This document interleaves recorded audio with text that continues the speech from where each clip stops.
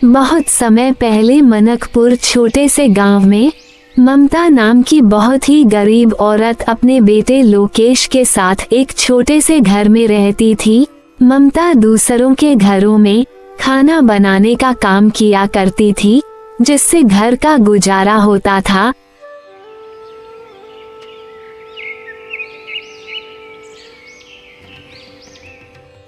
एक दिन ममता लोकेश से कहती है, लोकेश बेटा जा भानु भैया की दुकान से घर का राशन ले आ।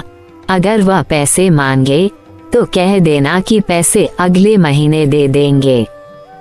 ठीक है माँ, मैं अभी राशन ले आता हूँ।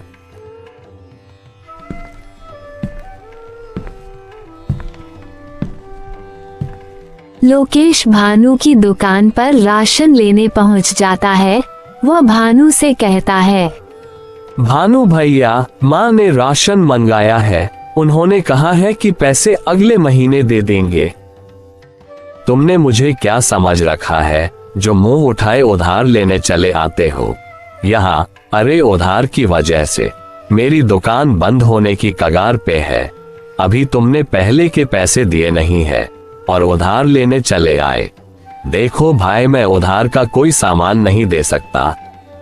भानु दुकानदार की यह बात सुनकर लोकेश अपने घर की ओर चल पड़ता है और वह सोचने लगता है, मैं कितना अभागा हूँ जो 2 वक्त के खाने के लिए पैसे नहीं छुटा सकता। माँ किस तरह दूसरों के घरों में काम करती है, अब मुझसे उनका दुख देखा नहीं जाता। बेचारी कब तक दूसरों का काम करती रहेंगी। मुझे कोई काम जरूर करना होगा। शायद अब वक्त आ गया है कि मुझे अपनी जिम्मेदारी संभालनी होगी, ताकि मैं अपनी माँ को इस स्थिति से निकाल सकूं और उनकी जिंदगी में थोड़ी खुशियां ला सकूं।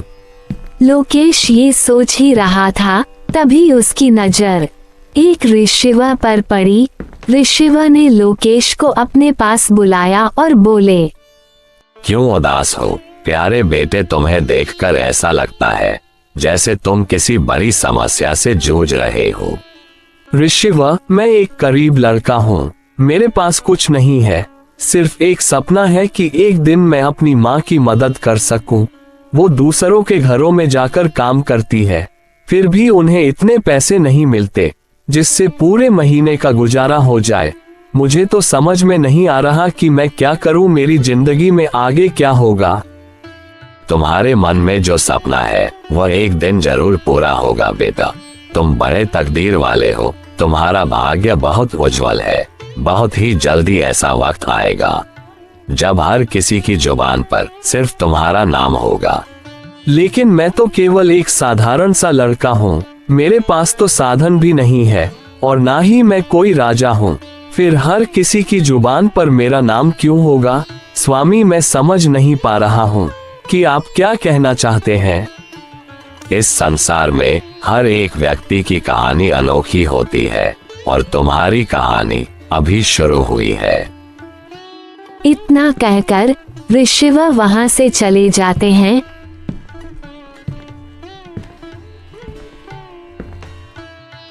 लोकेश को उनकी कोई भी बात समझ नहीं आती है और फिर लोकेश भी अपने घर चला जाता है। बेटा, तू खाली हाथ क्यों चला आया? मैंने तो तुझे घर का राशन लेने भेजा था। माँ, भानु भैया ने उधार राशन देने के लिए मना कर दिया है। वो कह रहे थे कि मैं तुम्हें और उधारी नहीं दे सकता। तुम्हारे ऊपर पहले के ही बहुत पैसे हैं। कोई बात नहीं बेटा, मैं आज मालकिन से पैसे लेकर आऊंगी। तू भानु का हिसाब कर आना। अब जा, तू खाना खा ले। माँ, मैं खाना बाद में खाऊंगा। आप पहले मुझे एक बात बताओ। जब मैं रास्ते में आ रहा था तो मुझे एक रिसीवर मिले थे। वह कह रहे थे कि मैं बहुत तकदीर वाला हूँ। कुछ ही दिनों में हर किसी की जुबान पर मेरा ही नाम होगा। मैं तो उनकी बात समझ ही नहीं पाया। अगर तुम्हें कुछ समझ में आया हो तो तुम मुझे बताओ माँ। क्या सच में उन्होंने ऐसा कहा? हाँ, सच में माँ, उन्होंने ऐसा ही कहा। बेटा, जब तेरा जन्म हुआ था तब भी एक ऋषि ने मुझसे कहा था कि यह तेरा बेटा बहुत भाग्यशाली है, बड़ा होकर ये राजकुमार बनेगा। लेकिन मैंने उनकी बात पर कुछ ध्यान नहीं दिया था। माँ, ये सब फिजूल की बातें हैं। भला एक गरीब माँ का बेटा राजकुमार कैसे बन सकता है? राजकुमार तो राजा का बेटा बनता है। तुम सही कहते हो लोकेश, लेकिन कभी कभी यह भविष्यवाणी सच भी हो जाती है। मैंने खुद अपनी आंखों से भविष्यवाणियों को सच होते हुए देखा है। हमारे गांव में सुनीता नाम की एक औरत ने एक बेटी और बेटे को जन्म दिया था। उन बच्चों की खुशी में उस औरत के पति महेंद्र ने आसपास के सभी गांव में दावत की थी। वह औरत भविष्यवाणी में बहुत विश्वास करती थी, इसलिए उसने अपने बच्चों का भविष्य पूछने के लिए एक ऋषि को बुलाया। उस ऋषि ने उससे कहा, मैं तुम्हें इन बच्चों का भविष्य नहीं बता सकता और तुम्हारे लिए भी यही बेहतर होगा कि तुम कभी भी इन बच्चों का भविष्य जानने की कोशिश मत करना, वरना तुम्हारा ये खुशहाल जीवन पल भर में दुख में बदल जाएगा। लेकिन ऋषिवर, ऐसा क्या है इन बच्चों के भविष्य में जो आप हमें बताना नहीं चाहते? हमने तो ऐसा कोई पाप नहीं किया है जिसकी सजा इन बच्चों को मिले। कितनी दुआओं के बाद ईश्वर ने हमें ये 2 जुड़वा बच्चे दिए हैं। कृपया करके आप मुझे बताएं, इन बच्चों के भविष्य में क्या लिखा है? ठीक है, अगर तुम अपने बच्चों का भविष्य जानना चाहती हो तो सुनो, तुम्हारा ये बेटा बड़ा होकर अपनी जुड़वा बहन से शादी करेगा। ऋषि की यह बात सुनकर सुनीता के होश उड़ गए। ऐसा कैसे हो सकता है ऋषिवर? भला एक भाई अपनी बहन से कैसे शादी कर सकता है?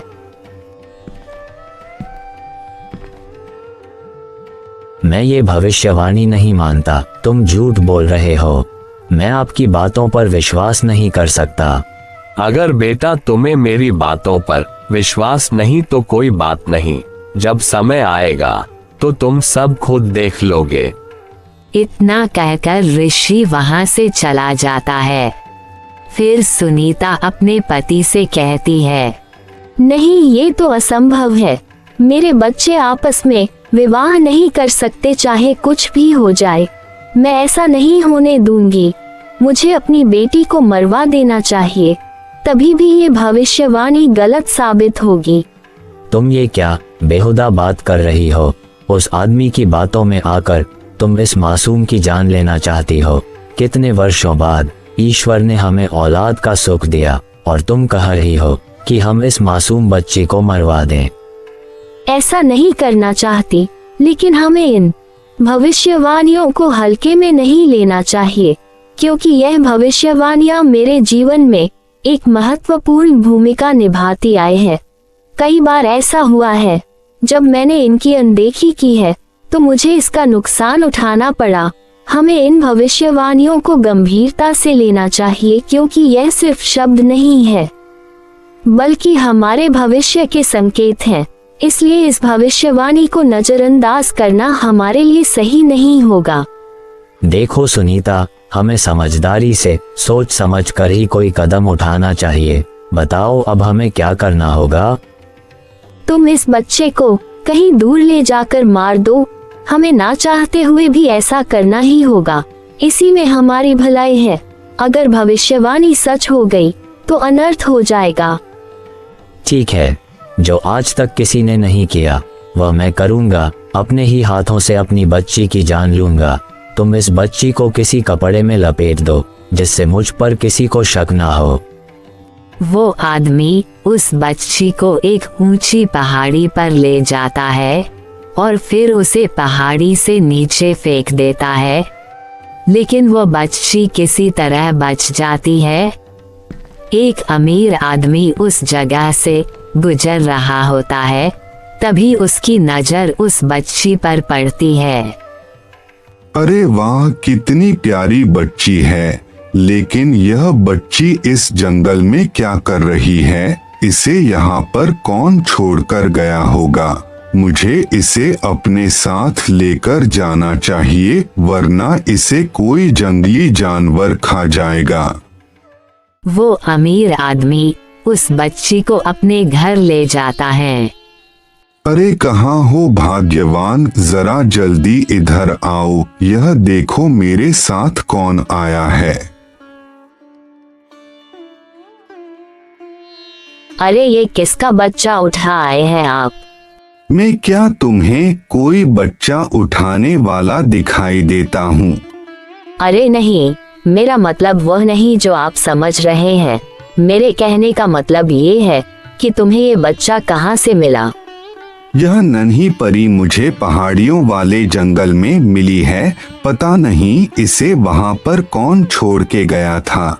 मुझे इस बच्ची पर दया आई और मैं उसे उठा कर ले आया। ये तुमने बहुत अच्छा किया जिस बच्ची को अपने साथ ले आए। देखो ये बच्ची कितनी सुंदर है, देखने में बिल्कुल चांद का टुकड़ा लग रही है।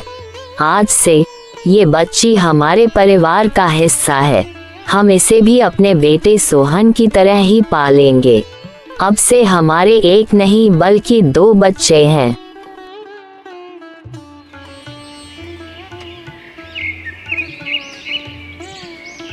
यूं ही कई वर्ष बीत जाते हैं। अब वह दोनों भाई बहन बड़े हो चुके होते हैं। अपने बेटे को जवान होता देख सुनीता और उसका पति बहुत खुश होते हैं कि भविष्यवाणी गलत साबित हुई, लेकिन होना तो वही था जो तकदीर में लिखा था।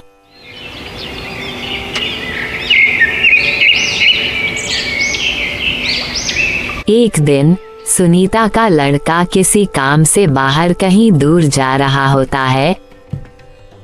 तभी रास्ते में उसकी नजर अमीर आदमी की बेटी पर पड़ती है।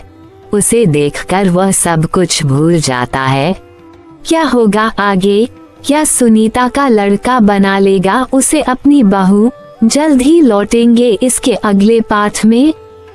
इस वीडियो के अगले भाग के लिए हमारा चैनल सब्सक्राइब करना ना भूले ताकि अगली वीडियो आप पर आसानी से पहुंच सके। तो मिलते हैं इसके अगले भाग में।